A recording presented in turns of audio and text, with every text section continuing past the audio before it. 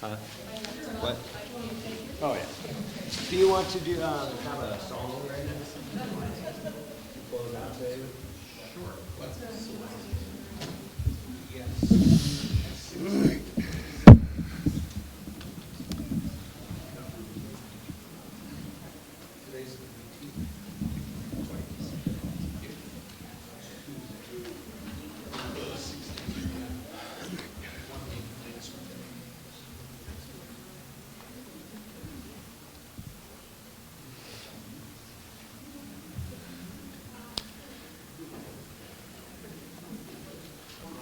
We're running? Okay. Okay, well, we'll give it a couple of minutes just for people. I don't want to start before the 7 o'clock time, but anyway, glad to see everybody who is here coming in the homes. And we were just starting to think, just the other day, working on Gary, Jessica, right? And Mason? Okay. So yeah, that was all of the elders together trying to remember. So. We need to get together with you guys and chat. Yes. We did actually talk about that. Yeah, come on. Yes, that would be good. We were thinking we should say something to you as well about that. I think she's saying she wants to be included in those conversations. No wonder my ears were burning. Yes, that's right. So, that'd be good. Yeah, we've had a number of new families. The Knaps they live in Cascade, but Sanchez, they live here, and their son was just baptized. So there's a number of kind of newer families, Wenzel, along with some of the visitors from Emmett that have been here the last few weeks. So yeah, we've got a lot of kind of 3 or 4 family groups that it would be better, if we weren't having to distance so much to be able to sit and talk with people. But One of the members of my grandmother's church in Fayette somehow knew this was the church that we were visiting. Kathy Rowe. Yeah. Yeah, they just had We were moved. talking about it. She's like, oh, yeah, we go over there. And I'm like, that's when Ron preaches out. I'm like, how do you know that? There's probably lots of churches of Christ here, isn't there? No, there are very few. Idaho, the whole state does not have very many. There are not a lot of churches, but yeah, in Fayette though, there is probably just the one. Yeah. I think there is one in the town just south of them. Fruitland. Yeah, there is one in Fruitland, but yeah. So no, we've done a lot of different stuff with Fayette and Kathy Rowe, and because she connected to, isn't she connected to like Keith Davis, the Yes. Davis family, like married in or Her something? sister is married to Keith. Okay. I knew it was some connection up Yes. there. And So, there's another, and she, Eddie. right? Okay, yeah, right. Eddie is her brother? Eddie is her brother. Okay, yep. So yeah, we've had all of them over here a number of times, and their kids have been, they come for First Friday youth stuff here most of the time. These kids stayed with us last summer, youth summer, Mhm. in July last year. Yeah. Good people. Yeah.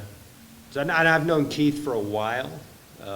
First met him a number of years ago in kind of a preacher get-together in California. But yeah, no, they're good people. So, okay, we're going to get started.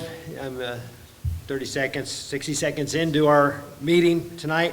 But we are essentially going to cover Ecclesiastes 6.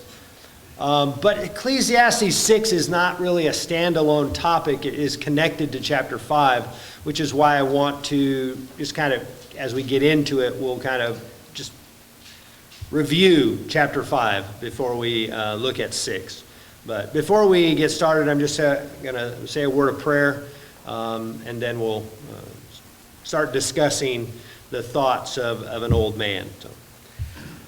Our dear Heavenly Father, we are so thankful to be able to gather in unusual times, in unusual ways, but we know that you are still with us and you walk with us, and none of this affects our relationship with you. None of this affects our walk and our life and our hopes and the fruit that comes from your Spirit.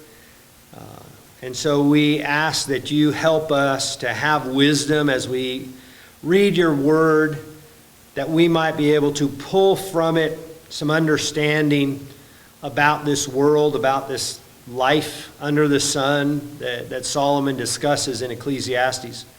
And we hope, Father, that we can use it to make wise judgments and to make discerning decisions about our life and about the things we do together and for our families. And we ask that you help us and grant us that wisdom, and that you also watch over us and protect us, to guide us and keep us always in your care. We thank you for this night. Thank you that we can get together like this. We pray this in your Son's name. Amen. Okay, so chapter 5 kind of started a new little section of Ecclesiastes. And it starts, in the first 7 verses with just talking about fearing God and realizing that God expects us to be thoughtful and to do what we say we'll do.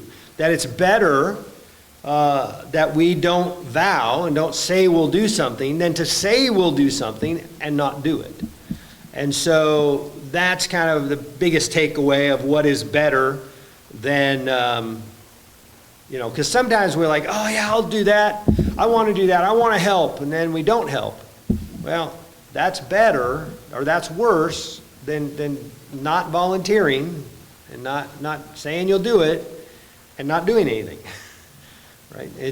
That's better than not following through on what we say we'll do. And that's kind of what he hits at there at the beginning of chapter 5. But then he really moves into the vanity of wealth and power or honor or privilege or position in some way. And so kind of in 8 through 17, he's talking about the oppression of the poor and the violation of justice and righteousness. And he's not talking about just generic oppression of the poor, which certainly does happen. They're the poor, the powerless, widows and orphans. They're the easiest to oppress.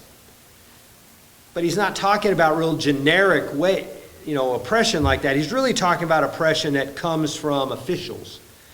And sometimes comes from officials that are protected by the hierarchy, the structure of government, the bureaucracy. They all can say, well, my fault, talk to him, never nobody's fault.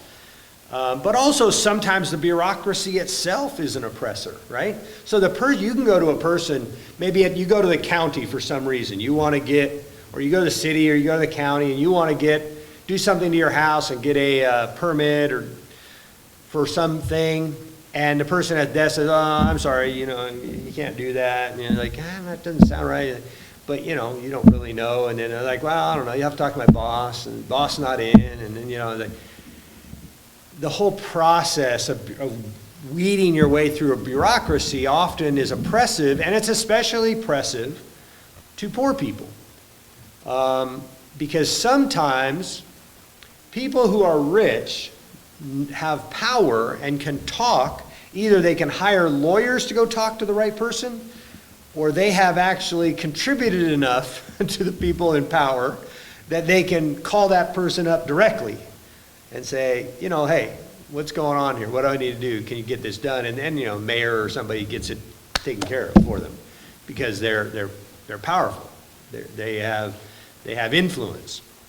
And yet, what he's telling us is that's all vanity as well. Now, he does say it kind of oddly that there's still gain in bureaucracy. Because without any bureaucracy at all, what would we have? What is a society with zero governments or bureaucracy? Well, it's going to be chaos, right? Because everybody who has so there would be no real ownership of your lands with actual markers, right? There would only be the land you could actually defend from somebody else taking. there is what Judges call, and we talked about this last week, in the book of Judges, everybody did what was right in their own eyes, right? So there is still value, and that's kind of what he tells us there, that even though bureaucracy is often frustrating and difficult, there's still some value in it. And that's kind of what he says in verse 9. This is gain for a land in every way, a king committed to cultivated fields. Anyway, he then moves into this idea of he who loves money will not be satisfied with money, nor he who loves wealth with his income. This also is vanity. When goods increase, they increase who eat them. And what advantage has their owner but to see them with his eyes? And so, wealth, I put this money symbol up here with wings on it. Because that is what wealth and income can simply vanish. It can simply go away against all of your wishes. So we take the pandemic. It moved the stock market, so the Dow Jones, the biggest 30 companies in America, and pretty much in the world as well, but those 30 companies make up the Dow Jones average. Okay, it was hitting about 30,000 for the beginning of the year. It dropped to 18,000, a loss of, what is that, 40%? Loss of 40%. Now it's come back, it gained, back up in the 24s, so it's gained, a portion of that back. But that simply went away. It was all essentially, if you didn't actually sell, if you had it and you didn't sell it, it was essentially, it was the value of something theoretically. Until you actually sell it, not really worth that. But let's say, for example, this pandemic went a different way, and we actually in America, let's say it was the Spanish flu again, and we didn't do anything. And in Spanish flu, you guys have how many have you heard? What are the numbers that died in the Spanish flu? 100 years ago, essentially. 1.5 million. Was that worldwide? Do you remember?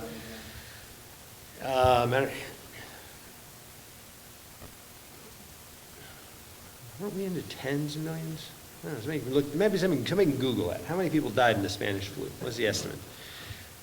But the percentage of the population that died was actually quite large. And so in fact, I don't know if you had heard this fact, United States soldiers fighting in World War I, more of them died from the Spanish flu than from war. Upwards of 50 million died, 500 million, it says worldwide were infected. So, okay, 500 million were infected worldwide, 50 million died. 10% death rate. If that had happened, what would happen to the value of your property, your house, in this country? Just a guess. Would it rise because there's less people? No, it would go down, right? Because there'd be a lot of empty homes. If everybody got it in America and 30 million people, 35 million people died, there'd be a lot of empty homes. And it'd be a long time before your home had a whole lot of value to it. So, and would you have had any control over that? Would anybody have had any control over that? No.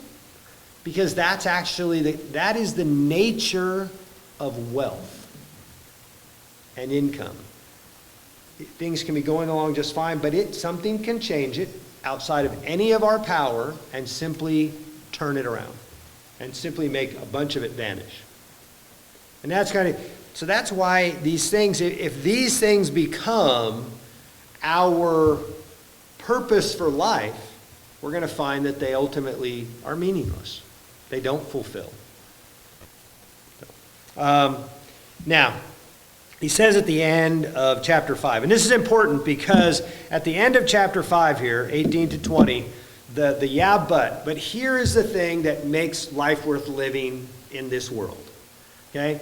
There really is nothing in and of itself that makes life worth living. That's kind of the point of the book of Ecclesiastes.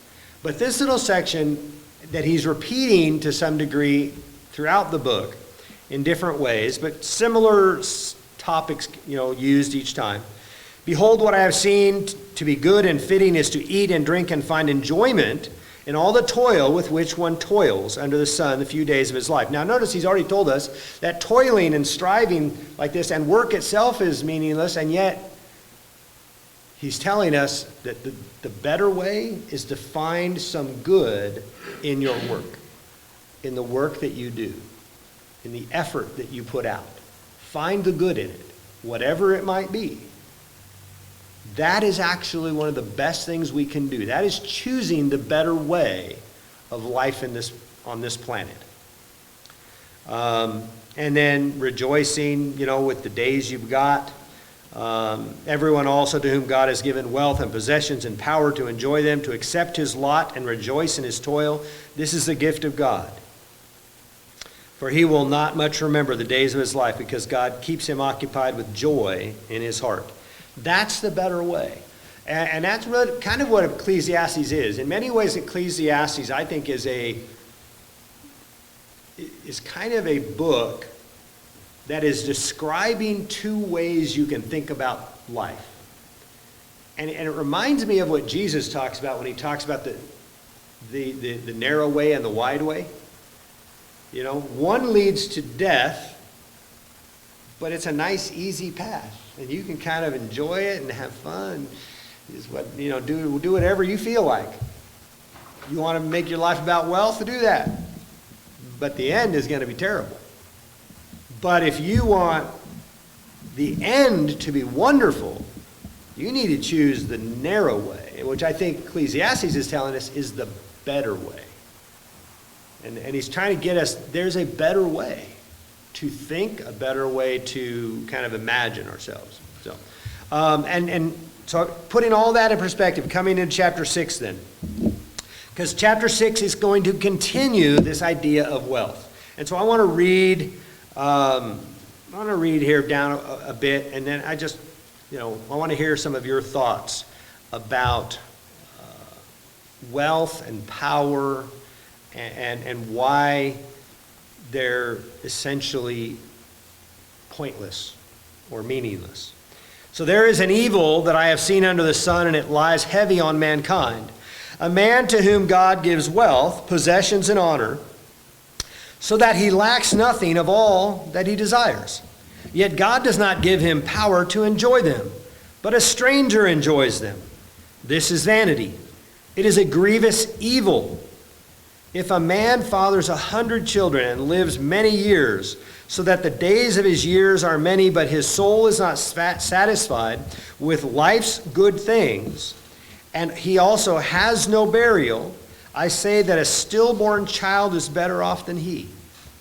For it comes in vanity and goes in darkness, and in darkness its name is covered. Moreover, it has not seen the sun or known anything, yet it finds rest rather than he. Even though he should live 1,000 years twice over, yet enjoy no good. Do not all go to one place? So I'll just stop there for a second. And so this evil he has seen, this worthless, wealth. Why is it worthless, though? Why is wealth worthless, meaningless, empty?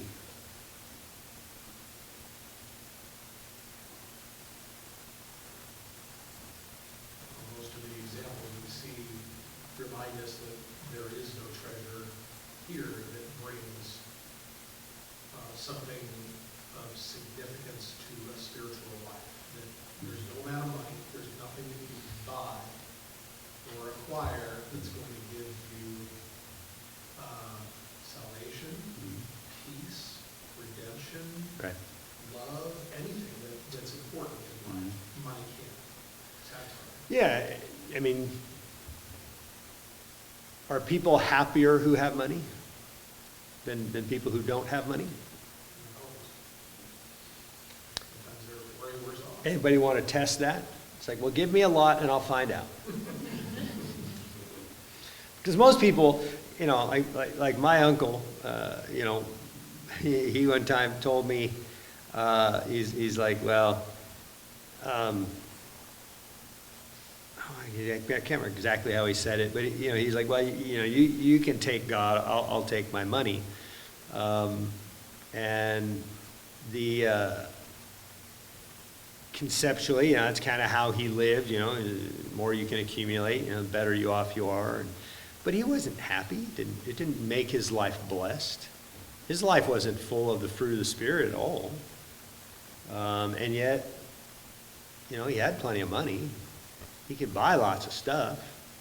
In his bedroom towards the end of his life, he had three TVs in his room. So when he was laying on one side, he could watch, so they'd all be on the same channel. Laying on one side, he could watch the TV, and then he could turn on his back and watch the one up on the in the ceiling. And then he could turn to on his left side, and he's watching the same one. So he could turn any way and still be watching the same TV. Like, wow. It doesn't actually bring joy. It doesn't actually bring happiness. It doesn't actually cause those things.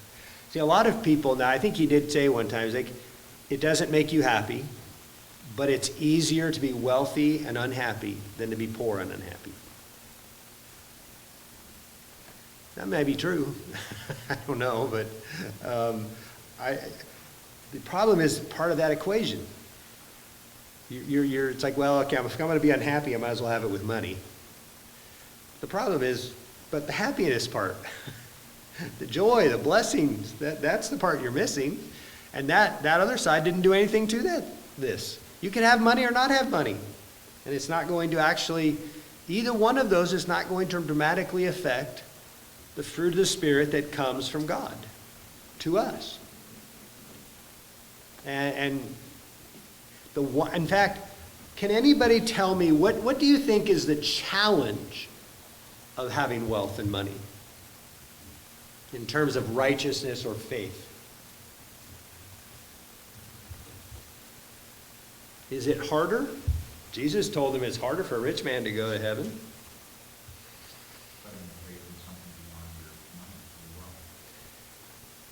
If you don't have anything, you're not putting your trust in that stuff, are you? A lot of wealthy people put their trust in their influence and what their money can buy them. In fact, I remember a friend of mine had gone to a foreign country that is very poor. I think it might have been the Philippines, if I remember right. And one of the things that the poor people there said to him was they were surprised people in America had much faith. They're like, because from their perspective, the people who have faith are the people who are poor and don't have anything. They're the ones who really need it. Because the people who have everything, and other countries look at America and go, they have everything. Even in China. The people with money in China, where do they want to send their kids to school?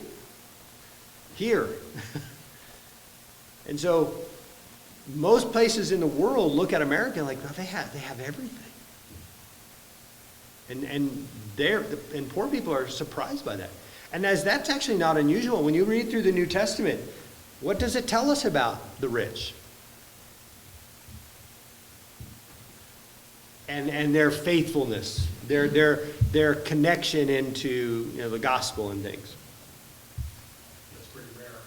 Mm-hmm. Yeah. Paul talks about that in 1 Corinthians. It's kind of rare. It's unusual. It's unusual for the scholars, people with position and influence and power. The church in the early centuries was not full of people with power and money. It was primarily a lot of poor people working together to take care of each other. And it rose to power in the Roman Empire because it ultimately changed the empire itself. But,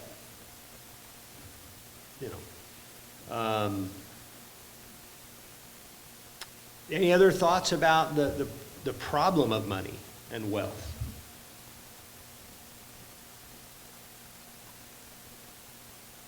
Yeah. I think the more money you have, the more problems you have. You know, you start obsessing over everything that you've got. Mm-hmm. How, there's more things to worry about. Yeah, actually, he had mentioned that in the chapter before that. There's more stuff to worry about, and worry they do. There's no question about it.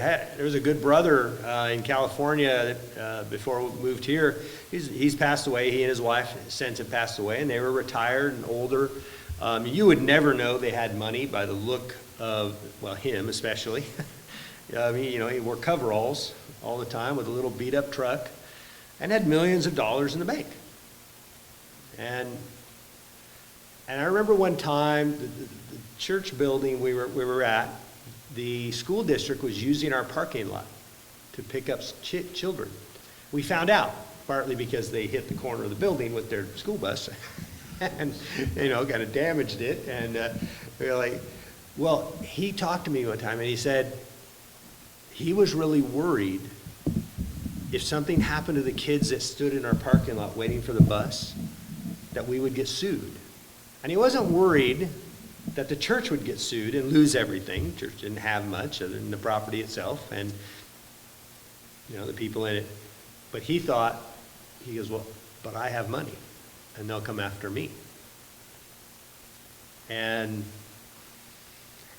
he and I had a conversation about that, and I didn't tell him, don't worry about that. My conversation with him went like this. That might be true. And maybe you'll get sued for all of it. I don't know. I said, I don't think it's highly likely, but let's say that happens. Is your trust in your money or is your trust in God? I asked him. Well, he ultimately thanked me for that challenge because he realized he was worried about his money. Now, he wasn't as worried about it for himself as he was for his wife. Because his wife was in bad health and needed a lot of medicine and things, and he wasn't going to last much longer. He already knew that. He had lung problems from asbestos, and he knew he wasn't going to live much longer, but he was real worried about his wife. And I said, but that's happens to rich people all the time. Now, poor people worry too, right? But they don't think their lack of wealth is going to provide for them. They're just like, I don't know, somebody I guess will do it. Hopefully it'll be my kids or something, or it'll be somebody else. It's like, because but they don't sit and worry about their money. And rich people do, very often, become very consumed with it. And it's a challenge for them that's why I think James especially what did James tell poor people and rich people how to think differently? Do you remember? We got one shaking their head, yes. Remember what James tell us? Right. Right. Exactly. He's like, okay, if you're poor, he's like, just think about all the inheritance you have in God and how much and all the blessings and all the riches he's given you. If you're rich, you think of yourself as poor. That you should be a humble, that you're no good, because what's the danger? The temptation for poor people is to think I'm no good, I'm not worth anything, because I'm poor. But the temptation for the rich person is to think I'm better than I am, that I'm more special. Why do rich people always try and tell us how to run our lives? Because they've got all the answers, right?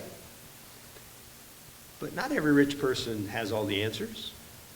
Sometimes they just got lucky. If they actually made it themselves. Because lots and lots of rich people make money, lose money, and try to make money again, and don't make money again. Because it's not like, because you invented something, you can always invent something else. It doesn't really work that way. And so there's a lot of problems that need to be overcome if we want to be faithful to God. There's a lot of problems that have to be overcome with wealth. Now, at what point does wealth become a problem? Just give me what you think, like, okay, this amount of money, this amount of like net worth, that's a problem for people. Where do you think that starts? Where does that start? How much wealth is where it really becomes problematic? And it's just opinions. I'm not, there's no right answer. What do you think? What do you think is the point at which wealth becomes problematic? I don't think it's a number so much as a mindset. Yeah. You can not have a lot, but if that's all you're thinking about is what you do have and how you can get more, that's a problem. And that number is going to depend on your state of mind. Yeah, in Timothy, he calls that the love of money. The love of money is the root of all kinds of evils. And yeah, you can love money whether you have money or don't have money. So we see Abraham and Job with lots of money who were not people obsessed by money or wealth. And then you could have poor people, though, who were far more obsessed about wealth. So the love of money is certainly a problem. But in terms of, at what point do you think, in terms of the things we're talking about? Because when he said to the rich, you need to think of yourself as poor and humble, where did that start? Who's the rich that have to think differently than the poor James talked about? That's kind of what I'm asking you, is where does that number start for the rich? Anyone that has more money than me. Okay. Anybody has more money than you? The definition of rich. Whoever has more money than I do is rich. Yeah. That is true. Anybody want to hazard what they think a number is? And whether you want to, you could put that in terms of like a yearly income, or really maybe a net worth, how much real wealth they have. I was just thinking that a general reference that might work is when you have enough money in the bank that with a moderate amount of interest, you can pay for everything you need and just live off the interest of your own money. And you don't have to work. Then you've lost sight of the value of work. And some people will just sit there and coast. And that becomes their confidence. It's like, well, I've got all this money.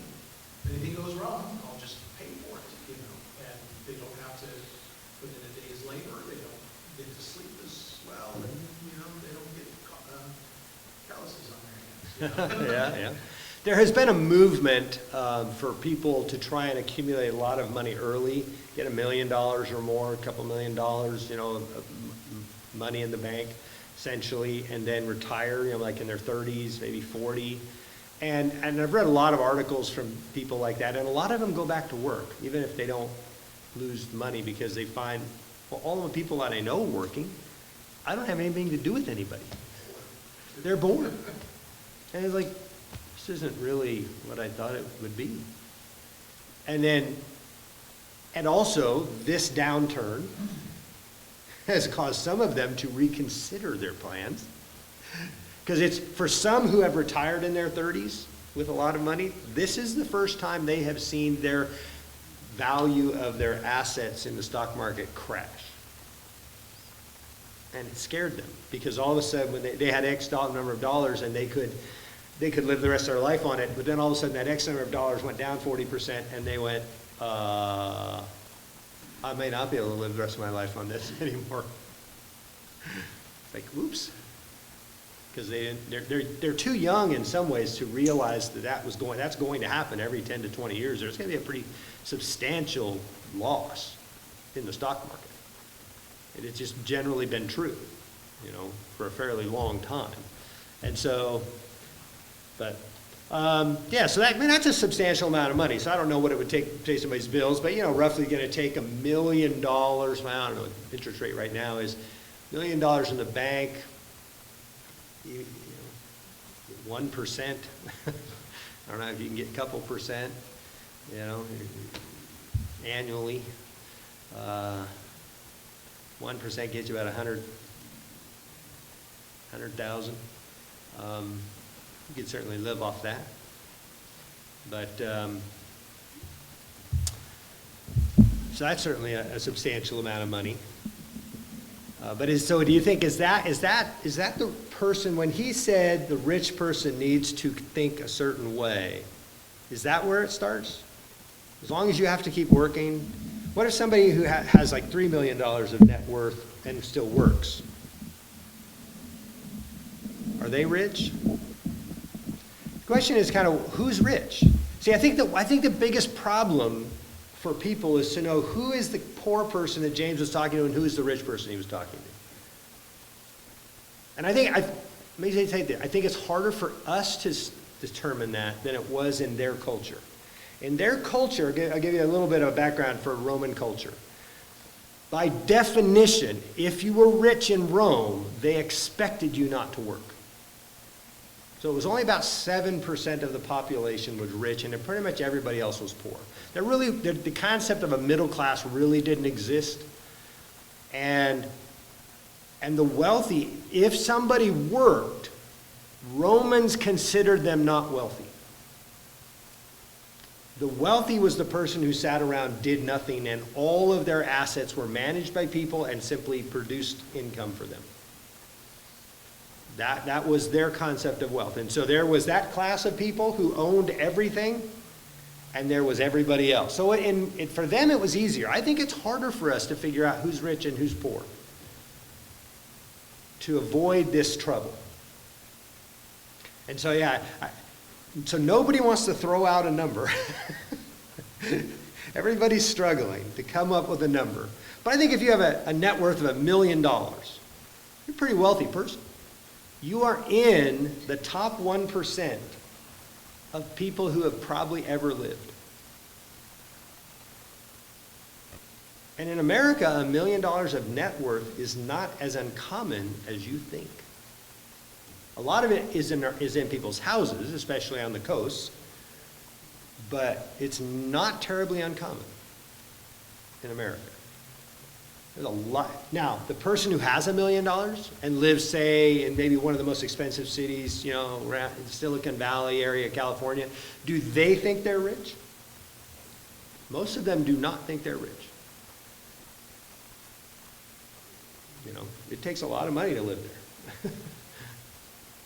And they look at, I have $1 million right now, and they say they're 45 years old, work for a tech company, got $1 million, live in, Los Gatos, California.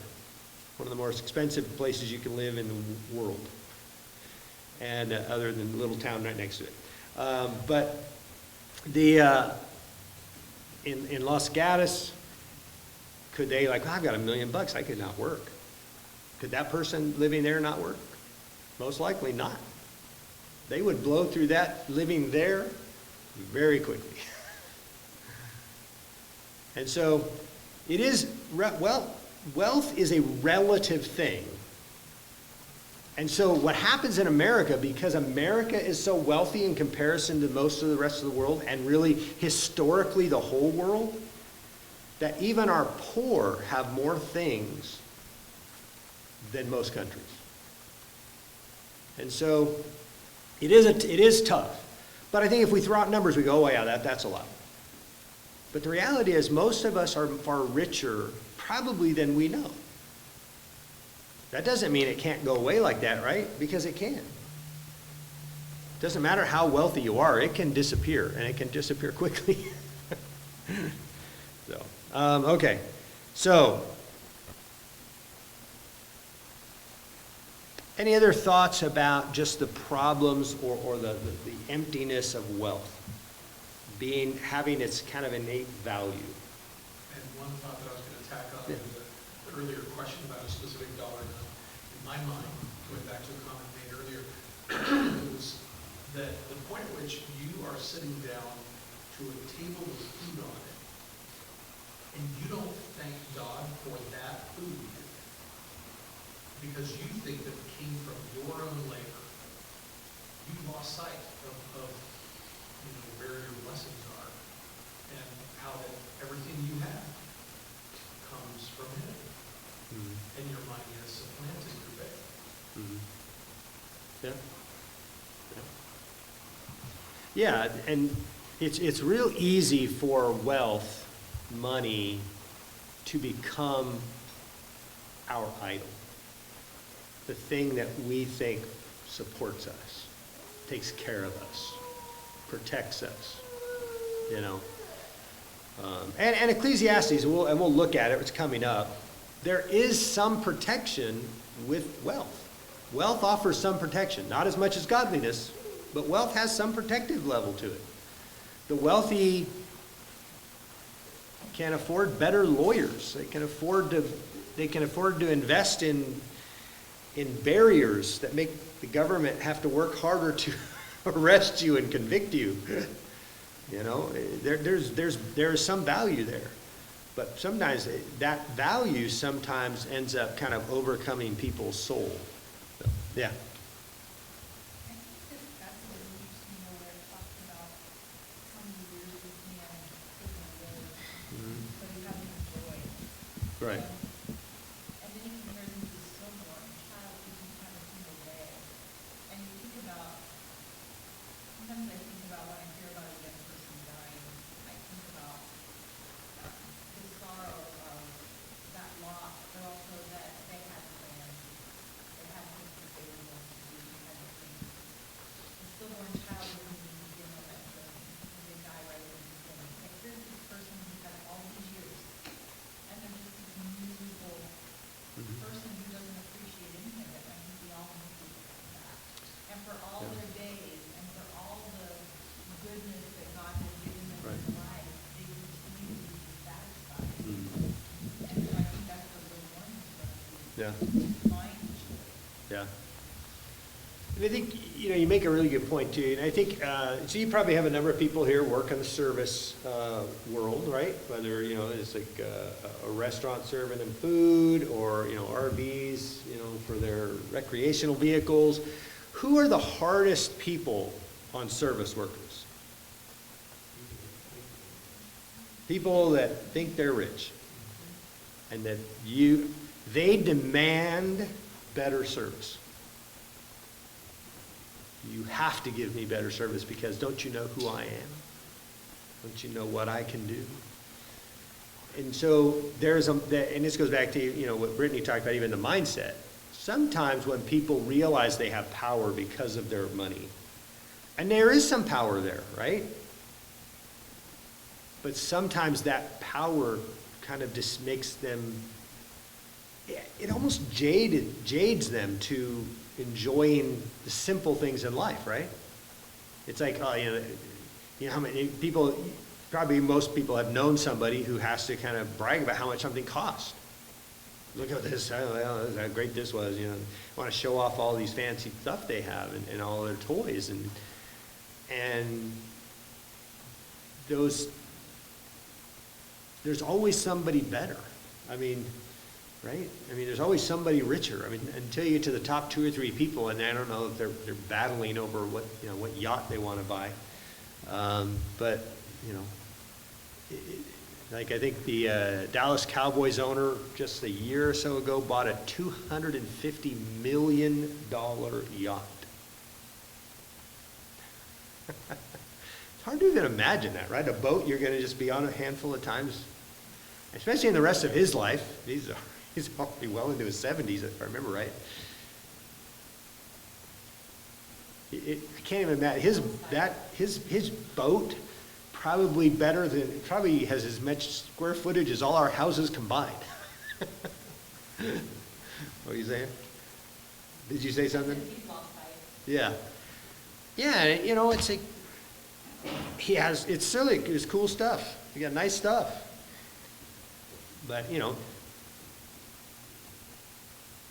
it's sometimes really easy when you have real wealth, and when you even have much lower wealth than that, is sometimes you can't simply be content with the small pleasures that life brings. And that's a problem too, because he's telling us we have to learn to be content with what we have, right? That's part of the better way in the book of Ecclesiastes, isn't it? Is to see what we have in our hands. See what's right here with us and find the good right here. Don't worry about all the other stuff that's possible or maybe. What good do you have right here and right now? Okay. Any other thoughts just on that? All that talk about the money and the desire for it and never really fulfilling anything. And if you really want money, if you really love money, there really is never enough. I think that is the key, content. Mhm. Wealthy people are never content, they always want more. Mhm. And when you have God, you're content. Right. And that's what made Abraham and Job unique, right? Because even in all their wealth, the most important thing to them was God. And so, it's, why both of them are held up as examples for the whole world, in scriptures. Like, look at these guys. In spite of all their wealth, what was most important to them was God. And, so, okay.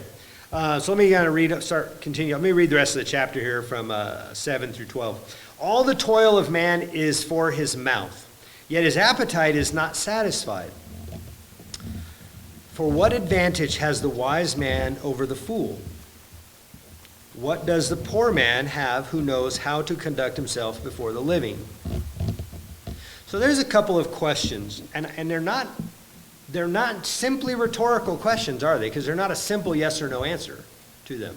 So that they're a thought question for us.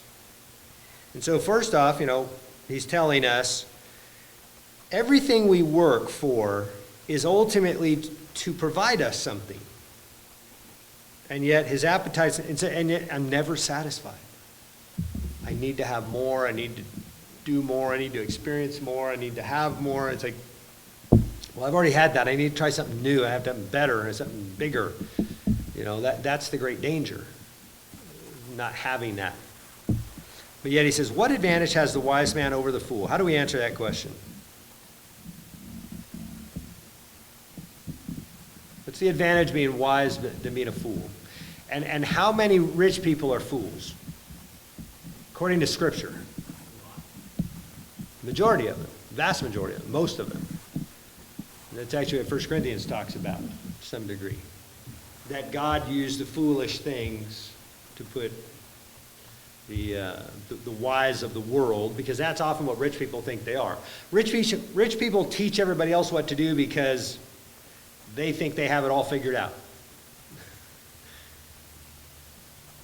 And very often they don't. So, but what advantage is being wise over being fool?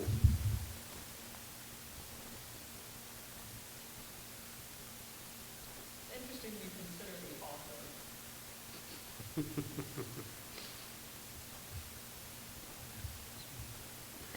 It's true.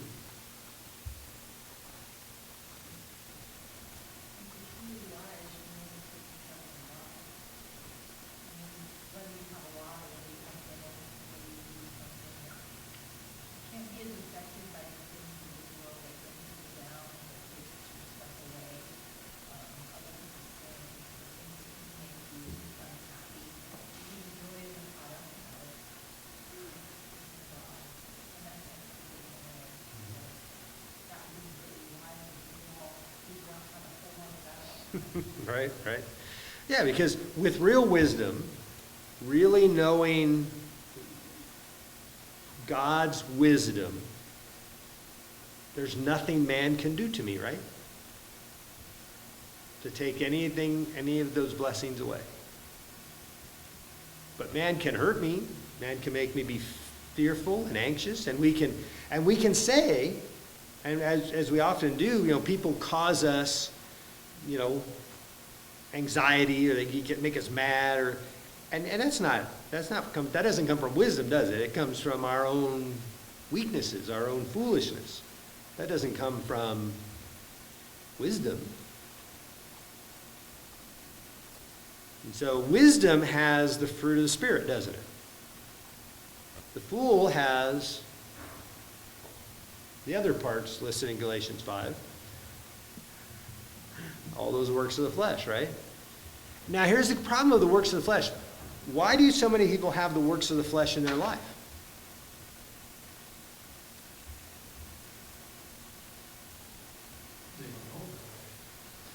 They don't know a better way. Yeah. Good way of thinking that, huh? Because we're human and we're made of flesh that has desires and temptations, and we keep thinking that fulfilling every desire will make us happy. permanently. It'll give us joy forever. We'll be blessed. And it's like we talk of, and we use the term like this all the time. We say, oh, that person's so blessed. When we say, oh, wow, that person was so blessed, very often we're using that in terms of they received some big thing. Received a lot of money, received something. And reality is, that isn't always a blessing. Sometimes it's a big challenge to receive a lot. To be given a lot creates a big challenge in front of you. So, okay. So there's the advantage of wisdom is better than the advantage of money, which is only something he's going to tell us a little bit later too. So what does the poor man have who knows how to conduct himself before the living? And I think this goes with the first question. So what does the poor person has who understands how to live?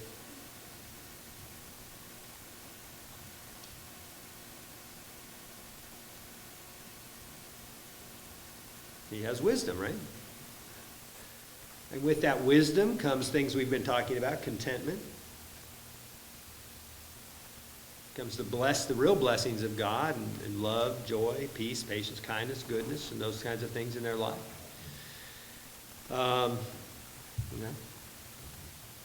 And then, so then the better way in this whole section. Better is the sight of the eyes than the wandering of the appetite. What does that mean? Good? Yeah.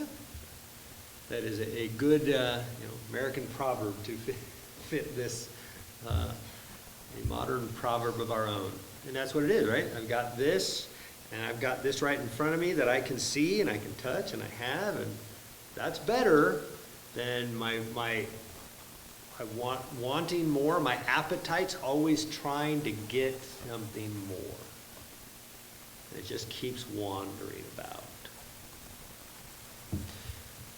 And you can see that, in what ways does a wandering appetite express itself? Covetousness, okay. So wanting more stuff. Yeah. I want Whatever it is I don't have. bigger house, nicer car, newer car. Everything's got to be bigger, better, brighter, newer, up on the hill, and all of those things. So you're coveting all that stuff. What? Envy. Okay. Wanting, look at what everybody else has. Look what they've got.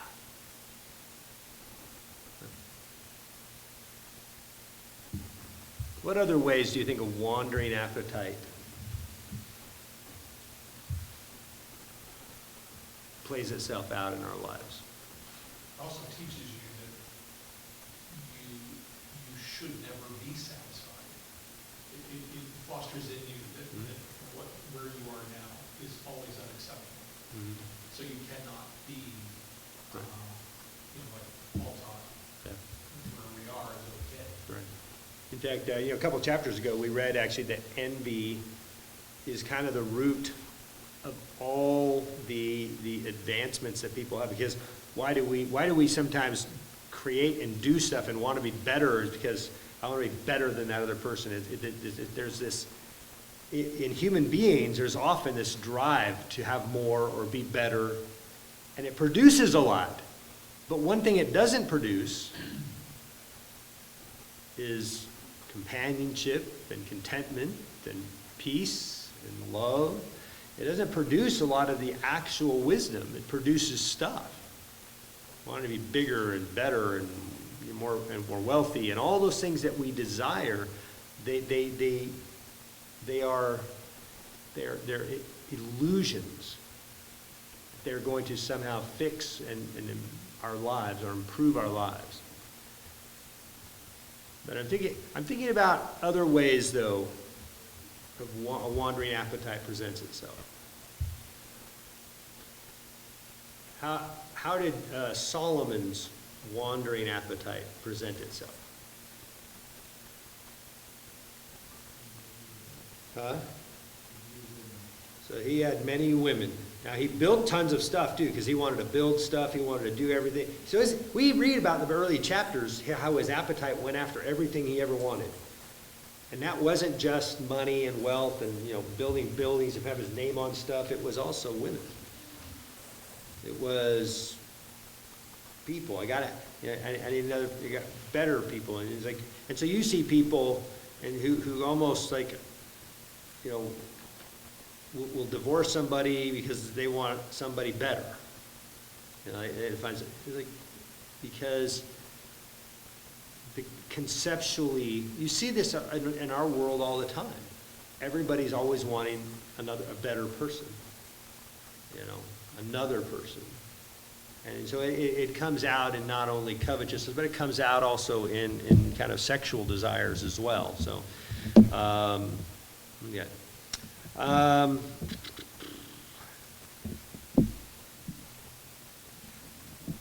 So last couple verses here. Whatever has come to be has already been named, and it is known what man is, and that he is not able to dispute with one stronger than he.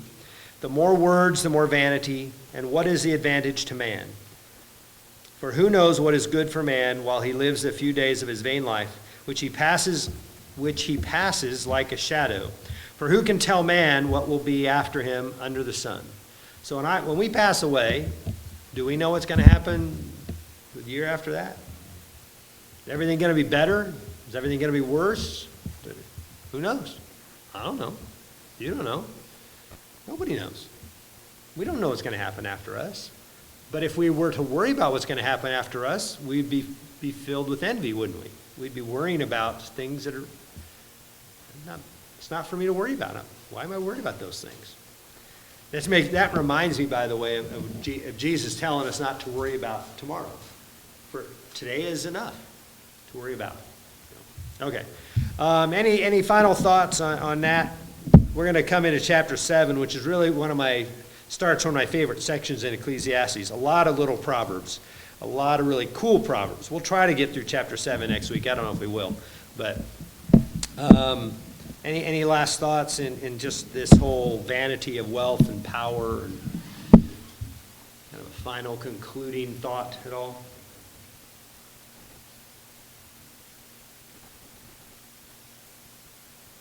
Does anybody have, how are you going to prevent yourself from getting caught up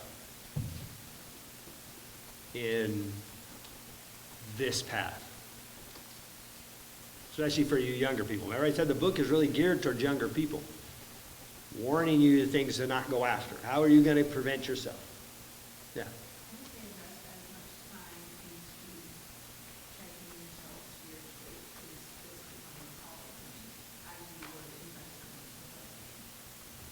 Good. Good thought. Appreciate that. Yeah. I typically try to spend at least like 5 minutes a day, finding, maybe it's stuff you already have, but a lot of it's usually, things that have happened to me or, the people in my life that, you count your blessings for.